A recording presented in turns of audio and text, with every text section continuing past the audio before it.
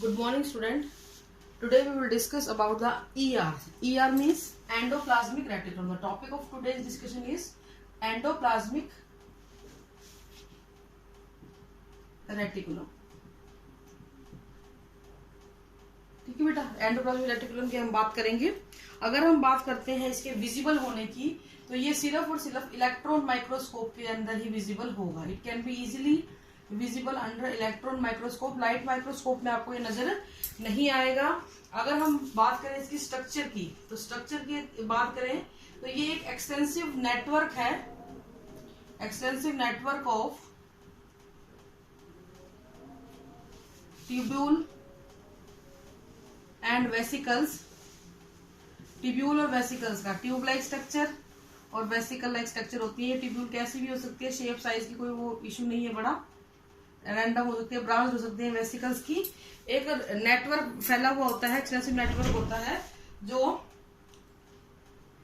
कि पूरी सेल के अंदर फैला हुआ होता है। लेकिन अगर आपकी एक सेल है तो पूरी सेल के अंदर ये नेटवर्क जो आपको फैला हुआ मिलेगा। जैसे आपकी पॉलिटी में स्केलेटल सिस्टम वर्क करता है, ऐसे ही ये भी एक सेल का स्केलेटल सिस्टम होता है। सेल के अंदर एक स्केलेटल सिस्टम की तरह काम करता है। साइटोप्लाज्म के बहुत सारे हिस्से को इसी ने घेरे हुए होता है। अगर इसकी अकरेंस की मैं बात करूं बेटा, तो अकरेंस इसकी मिलती है सिर्फ यूकैरियोटिक सेल के अंदर, यूकैरियोटिक सेल में मिलता है। अगर हम बात करें इसकी एब्सेंस की, तो प्रोकैरियोटिक सेल और मेम्ब्रेन आरबीसी। प्रोकैरियोटिक सेल के अंदर ये एब्सेंट होगा, उसके अंदर ये एब्सेंट होता है, यानी कि उसके अंदर ये पाया नहीं जाता है। सॉरी। अब हम बात करते हैं इसके टाइप्स की। तो बेटा इसको हम पहले भी थोड़ा सा मैं आपके इसके बारे में बता चुकी हूँ। ये टर्म आपको थोड़ी ध्यान होंगी, RER और SCR। RER stand for rough endoplasmic reticulum, ठीक है, और SCR मतलब स्मूथ एंडोप्लाज्मिक रेटिकुलम। तो ये दो चीजें हैं, ज्यादा फर्क कुछ भी नहीं है। दोनों के दोनों ये ट्यूब्यूलर वेसिकल से बने होते हैं, लेकिन फर्क क्या होता है, किसी एक में बाहर की सरफेस थोड़ी सी रफ हो जाती है और एक में जो है वो हमेशा स्मूथ ही रहती है।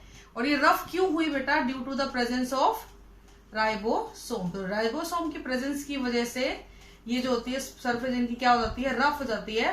तो रफ एंडोप्लाज्मिक रेटिकुलम और स्मूथ एंडोप्लाज्मिक रेटिकुलम को on the basis of presence और एब्सेंस ऑफ राइबोसोम के हिसाब से बांटा गया है, ठीक है। अब हम बात करेंगे RER की, that is rough endoplasmic reticulum. तो मैं इसको RER लिखूंगी, ठीक है। सबसे इंपॉर्टेंट बात, ये आपको रफ नजर आएंगी। क्यों नजर आती है वो मैं आपको बता चुकी हूँ। Appear rough due to the presence of ribosome on their cytoplasmic surface, उनकी साइटोप्लाज्मिक सरफेस के ऊपर, ठीक है, उनकी सरफेस के ऊपर होता है। या साइटोप्लाज्मिक लिख लो, एक ही बात है। इनकी सरफेस के ऊपर आपको ये दिखाई देंगे, डॉट्स डॉट्स दिखाई देंगे। अगर हम इनकी लोकेशन की बात करें तो ये नियर टू न्यूक्लियस होती हैं, ये न्यूक्लियस के पास बहुत ज्यादा पाई जाती हैं। अगर आपको न्यूक्लियस का डायग्राम याद हो तो मैंने उसके ऊपर बनाई थी बेटा डायग्राम को, ध्यान करो थोड़ा सा। इस तरीके से एक स्ट्रक्चर बनाई थी, है ना, न्यूक्लियस का डायग्राम बनाया था, तो इस तरीके से बनाए थे ना। तो ये जो होती है RER, ये मैक्सिमम जो होती है कहाँ मिलती है बेटा, ये आपके जो न्यूक्लियस का जो रीजन है, न्यूक्लियर मेम्ब्रेन जो होती है, न्यूक्लियर मेम्ब्रेन के ऊपर पाई जाती है अटैच, ठीक है, न्यूक्लियर मेम्ब्रेन के ऊपर अटैच फॉर्म में पाई जाएंगी। और ये क्या करती हैं, एक्सटेंसिवली इनका जो वर्क होता है वो होता है बेटा प्रोटीन सिंथेसिस में। तो जो भी सेल, जो भी RER है वो क्या काम करने में हेल्प करती है बेटा, मेनली वो प्रोटीन के सिंथेसिस और प्रोटीन के स्टोरेज में हेल्प करती है। इसके अलावा ये ट्रांसपोर्टेशन भी करती है प्रोटीन का, ट्रांसपोर्टेशन ऑफ प्रोटीन, ठीक है। तो बेसिकली RER किस काम में एंगेज होती है, ये एंगेज होती है प्रोटीन के बनने में। अब इसके अगर हम बात करें, कोई कहेगी मिलती कहाँ है, तो मैं बता चुकी न्यूक्लियर के आसपास के रीजन में ये मिलती है। Now we will discuss about the SCR, that is the smooth endoplasmic reticulum. ये स्मूथ सरफेस है, बना रखी है ना, ये वाला ये वाला ये वाला, ये स्मूथ सरफेस होती है। एब्सेंट होते हैं क्या, राइबोसोम। राइबोसोम इसके ऊपर नहीं होते हैं। और ये पेरिफेरल रीजन में, लाइक ये अगर साइटोप्लाज्म है और ये अगर न्यूक्लियस है, तो आपकी जो RER है वो यहाँ ज्यादा मिलेगी, और जो आपकी SCR है वो बाहर वाले रीजन में ज्यादा पाई जाएगी। तो ये पेरिफेरल रीजन में SCR मिलती है, पेरिफेरल रीजन में ये ज्यादा पाई जाती है, ठीक है। और ये मेनली क्या काम करती है बेटा, लिपिड्स को बनाने का काम करती है। तो बेसिकली ये लिपिड फॉर्मेशन में हेल्प करती है। पेरिफेरल रीजन में मिलेगी, राइबोसोम एब्सेंट होंगे, लिपिड्स बनाने में हेल्प करेगी। इसके अलावा मेम्ब्रेन बायोजेनेसिस में हेल्प करती है। मेम्ब्रेन बायोजेनेसिस का मतलब क्या है, इसके द्वारा बनने वाला लिपिड जो होता है वो मेम्ब्रेन, सेल मेम्ब्रेन बनाने में हेल्प करता है। तो इस तरीके से ये सेल लिपिड आपने पढ़ा हुआ है, सेल मेम्ब्रेन में लिपिड प्रोटीन की बनी होती है। तो इस तरीके से रफ एंडोप्लाज्मिक रेटिकुलम का काम है प्रोटीन को बनाना, स्मूथ एंडोप्लाज्मिक रेटिकुलम का काम है लिपिड्स को बनाना। नाउ हम इनके फंक्शंस की अगर बात करें तो इनके फंक्शंस क्या क्या हैं वो बहुत इंपॉर्टेंट है। फंक्शंस ज्यादातर पूछे जाते हैं बेटा इसके। तो फर्स्ट इसका जो फंक्शन होता है वो होता है सपोर्ट। फर्स्ट फंक्शन है इसका सपोर्ट करना। ये क्योंकि पूरे सेल के अंदर एक जाल की तरह फैली होती है, पूरे उसमें सपोर्ट करती है। तो ये एक स्केलेटल सिस्टम की तरह काम करती है, मैंने पहले भी लिखा है ये।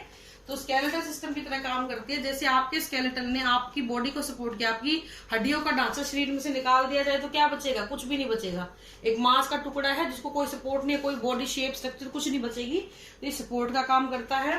दूसरा क्या करता है बेटा, transportation of material, protein lipid के ट्रांसपोर्टेशन में भी हेल्प करता है।